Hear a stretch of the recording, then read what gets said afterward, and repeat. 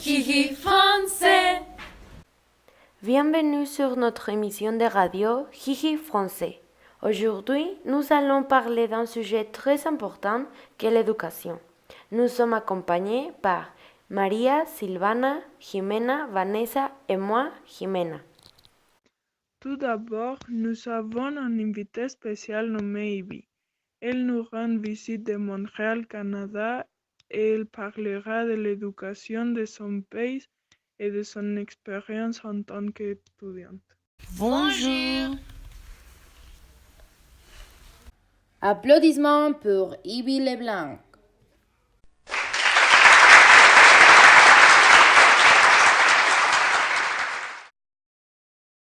Bonjour Ivy, bienvenue à Jiji Français.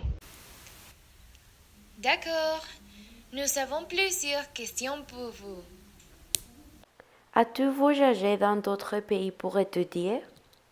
Non, je n'ai pas encore voyagé pour étudier dans un autre pays, mais je pars bientôt dans un voyage d'immersion en Espagne pour côtoyer d'autres élèves espagnols et apprendre sur leur culture et leur mode d'apprentissage à l'école. Quelle est ton opinion sur les étudiants mexicains? Mon opinion sur les élèves mexicains, selon mon expérience et sur les gens que je connais, c'est des étudiants qui ont un niveau académique assez élevé et qui travaillent très fort, puis participent aussi à plusieurs activités pour s'instruire et pour se développer en tant qu'étudiant. Considères-tu que le niveau d'éducation dans ton école est difficile? Je dirais que probablement que oui, parce que je vais à une école privée et c'est une des meilleures écoles au Québec. Alors, c'est une école assez exigeante au niveau des règlements, mais aussi au niveau académique. Il faut travailler très fort pour avoir les résultats qu'on désire. Et selon mes connaissances, les gens qui sont partis de cette école pour partir à une école publique ont trouvé ça assez facile et ont remarqué des grandes différences au niveau de l'enseignement, de la rapidité qu'on apprend la matière aussi. Alors, je dirais que c'est un niveau assez élevé. Combien d'heures chaque matière dure-t-elle dans votre école? Chaque cours à mon école dure 1 heure exactement et nous avons 5 cours par jour. Quelles sont tes options de carrière? Ce n'est pas encore 100% clair, mais j'aimerais me diriger en psychologie probablement. Surtout en danse-thérapie, c'est un travail que ça mélange la psychologie et la danse aussi. Dans le fond, on peut traiter les enfants autistes ou avec le syndrome de Down. Alors, j'aimerais vraiment me diriger dans un métier un peu qui mélange la psychologie, peut-être un peu la médecine. Vraiment un métier qui peut aider les gens. Comment sont les profs avec toi? Les profs avec moi ou avec tous les élèves, la majorité sont très gentils. Ils veulent vraiment aider les élèves, sont très compréhensifs aussi dans des situations personnelles où l'élève a plus de difficultés dans une matière ou n'importe quoi. Alors, je dirais qu'à mon école, en général, les professeurs sont vraiment là pour t'aider et on n'a pas peur de poser des questions ou de douter de quelque chose pour aller les voir et qui nous aident ensuite à vraiment comprendre. Ils sont vraiment là pour nous aider à apprendre, dans le fond, et sont très gentils avec nous. Qu'est-ce que tu veux étudier? Alors, c'est un peu la même question que tantôt. J'aimerais aller en psychologie. Alors, je m'en irais au cégep pour étudier en psychologie. J'aimerais faire aussi ma maîtrise, mon bac et tout ça aux États-Unis en psychologie, justement, pour devenir psychologue et aussi m'aligner vers la danse-thérapie. Comment est l'éducation dans ton pays? Je dirais que l'éducation dans mon pays est assez importante parce que tous les enfants ont l'obligation d'aller à l'école jusqu'à l'âge d'au moins 16 ans. Et c'est pour ça qu'il y a plusieurs écoles publiques pour les familles qui ne peuvent pas se le permettre de payer l'éducation à leurs enfants. Ils peuvent au moins envoyer leurs enfants, je veux dire, à l'école publique. Et ils reçoivent une assez bonne éducation aussi. Tout le monde qui sort du public réussit vraiment bien à s'en sortir au cégep et à l'université. Mais je dirais qu'il y a quand même une grande différence. L'apprentissage au public comparé au privé est peut-être un peu plus simple, un peu plus lente. Et aussi, surtout au niveau des règlements et des valeurs, c'est très différent qu'au privé. Au public, les élèves sont, je dirais, peut-être plus libres. Alors, les valeurs sont moins impliquées, il y a peut-être plus d'intimidation. Les gens vont peut-être plus sécher leurs cours. Alors, il arrive beaucoup plus de ça au public. Au privé, il y a beaucoup de surveillants, il y a beaucoup de monde qui regarde ce que les élèves font pour s'assurer qu'ils respectent les règles. Alors, il n'y a aucune possibilité pour sécher les cours. C'est obligatoire que tu sois présent.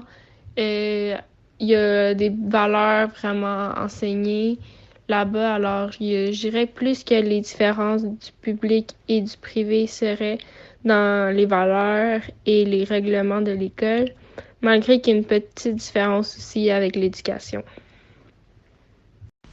Qu'est-ce que tu aimes le plus à propos de l'école? C'est une question honnêtement assez difficile, surtout parce que, bien ici au Québec, nous avons 5 années au secondaire et je suis en secondaire 4 et c'est l'année la plus difficile secondaire, l'année qui compte le plus pour le cégep. Alors c'est une année assez stressante avec beaucoup de travaux, d'examens qui comptent pour beaucoup.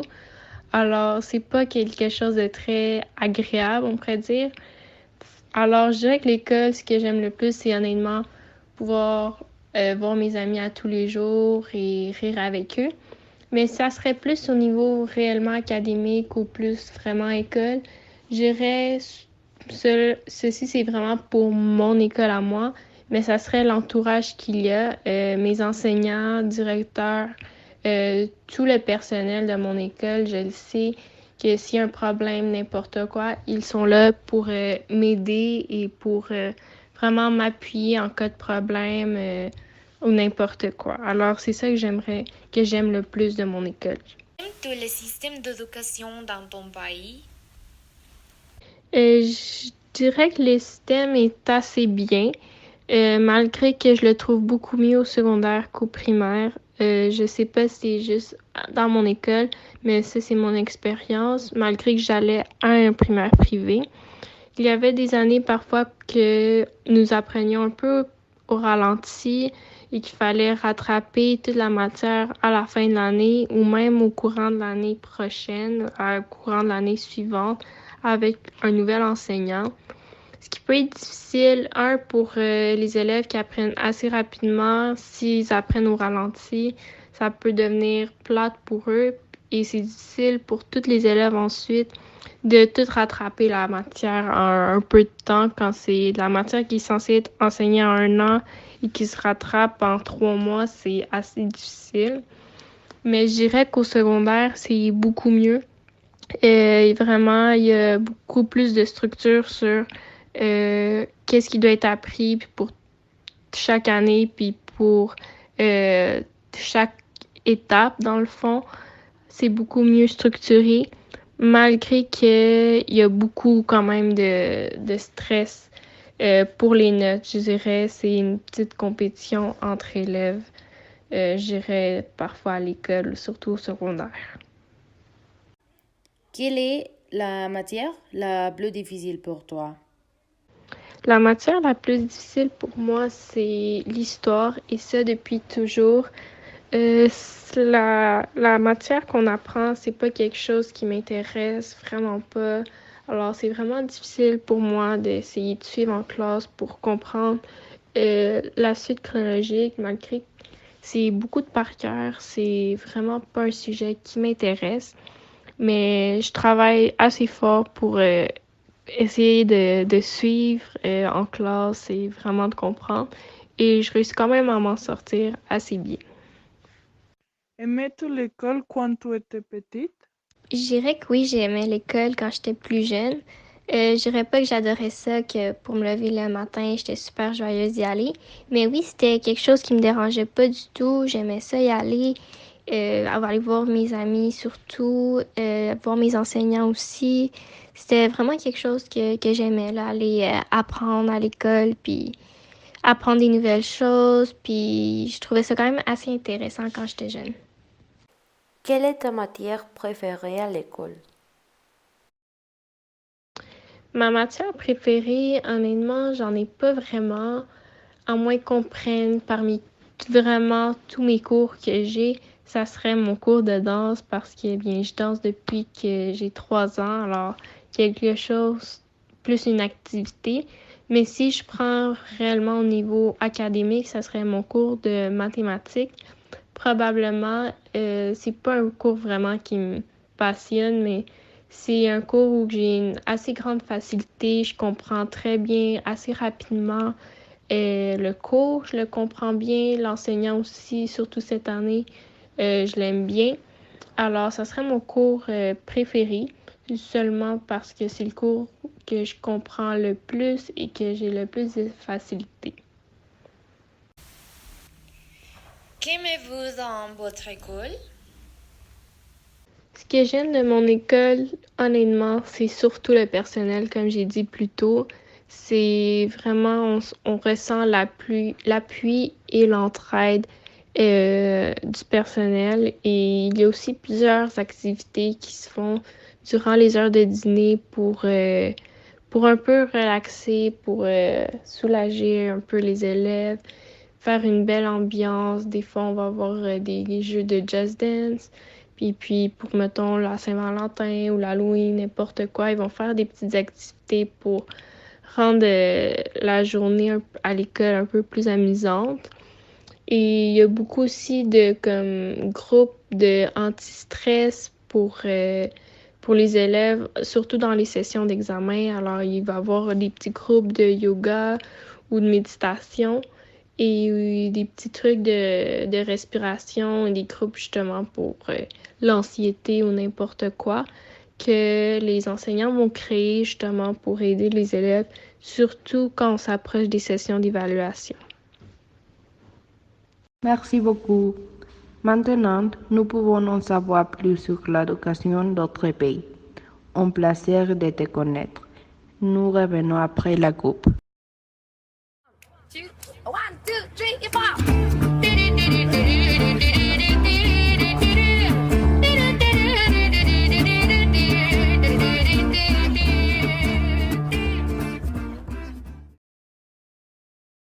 Bienvenue au Hihi français. Après avoir écouté les réponses de notre ami, ça m'a donné envie d'étudier dans un autre pays. Qu'en pensez-vous? J'aime l'éducation au Mexique. Les professeurs sont très gentils et l'ambiance avec les étudiants est très bonne et amusante. Je pense que l'éducation au Mexique est très différente du Canada, mais les deux sont très bons. Par exemple, dans certaines écoles au Mexique, il y a beaucoup d'activités scolaires qui impliquent la participation des étudiants. Et par exemple, au Canada, le niveau en mathématiques est très avancé. Bien sûr, au Mexique, le système éducatif est différent à bien des gardes, même dans la division des périodes scolaires. Au Canada, il y a un supplémentaire parce que l'école secondaire est de 5 ans et les programmes de préparation pour l'université sont de seulement 12 ans. Quand au Mexique, l'école secondaire est de 3 ans, juste comme la préparation. Ce que j'aime le plus de l'éducation au Mexique, c'est que la relation entre l'enseignant et l'étudiant est plus ouverte que dans les autres pays. Donc, elle permet à l'étudiant d'exprimer ses idées et de participer en classe avec plus de confiance et de liberté. Oui, ce que j'aime le moins de l'éducation au Mexique, c'est que les professeurs nous enseignent l'information pour que nous la mémorisons au lieu de la comprendre. Ils ont beaucoup d'emplois et de devoirs qui ne nous servent pas pour l'avenir. Mon école idéale serait celle qui était le plus interactive avec les étudiants. Aussi, il n'y a pas beaucoup de travail. Si je devais choisir mon école idéale, ce serait une école avec de très grandes installations, avec beaucoup de technologies et de classes dynamiques où nous pourrons apprendre de manière plus dynamique et faire beaucoup de travail d'équipe. Mon expérience dans les écoles mexicaines a été positive parce que les enseignants sont très stricts et formés. L'école élémentaire et le collège je suis allée à promeut les voyages dans notre pays pour en apprendre davantage sur la culture et les lieux les plus importants au Mexique. Au lycée, j'ai eu l'occasion de voyager au Canada afin de pouvoir pratiquer d'autres langues comme le français et l'anglais. Et c'était un excellent apprentissage. En conclusion, je pense que l'éducation au Mexique et au Canada est très différente. Le système d'éducation du Canada occupe la première place dans le monde et le Mexique n'est pas bien situé. Au Canada, le gouvernement investit plus d'argent dans l'éducation qu'au Mexique. Au Canada, chaque région peut organiser ses programmes d'études. Et au Mexique, une seule organisation est responsable. Oh, je peux conclure que la majorité des enseignants dans les deux pays sont compréhensifs et que les règles en général des deux formations sont assez libérales. Aussi, le système éducatif ici est un peu différent et la différence principale est qu'au Canada, ils ont une année de primaire mais une année de moins en secondaire et baccalauréat. Je crois qu'il y a plusieurs différences entre les systèmes d'éducation au Canada et au Mexique, en commençant par l'organisation jusqu'à la qualité de l'infrastructure et de l'éducation, principalement dans l'école publique. Cela montre que le Mexique doit investir dans les établissements d'éducation publique. En conclusion, je peux dire que dans certains pays, l'éducation peut avoir un meilleur niveau académique qu'au Mexique, comme c'est le cas en Suisse ou au Canada, mais aussi que l'éducation dans notre pays s'est améliorée au fil des ans. Et un aspect très positif est la pratique d'une troisième langue dans les écoles, ce qui a grandement aidé les étudiants mexicains. Et ça c'est tout pour le programme. Nous espérons que vous l'avez aimé. Au revoir.